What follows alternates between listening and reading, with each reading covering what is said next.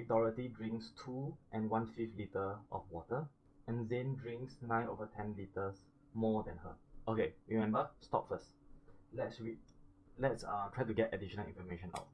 What information can I get from this sentence? I can get how much Zane drinks per day, right? Because it is 9/10 liters more than Dorothy. So I want to find out how much Zane drinks first. I don't even want to carry on reading actually. I want to get all the information first. Okay? Now, I want to find the amount of water that Zane drinks per day, right? So it's 2 and 1/5 liter plus 9/10. Actually, this question is more fraction than volume, right? But sometimes it's more combination question. Okay, so remember from what your teacher taught you, always go and convert the denominator to be the same. Okay, so 5 to become 10, I must times 2, so here times 2.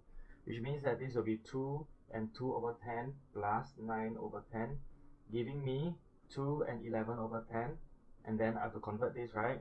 Okay, so it'll be 3 and 1/10 liters.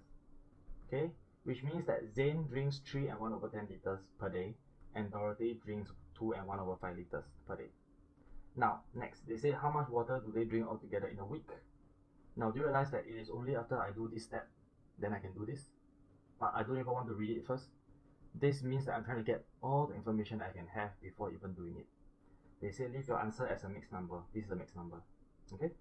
Now, the first step we need to do is to figure out in one day how much water does Dorothy and Zane drink together. So in one day, so I know Dorothy is 2 and 1/5, Zane is 3 and 1/10.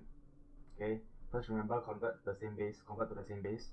So Dorothy from 2 and 1/5 will become 2 and 2/10, and Zane will be 3 and 1/10. Okay, first add up your number.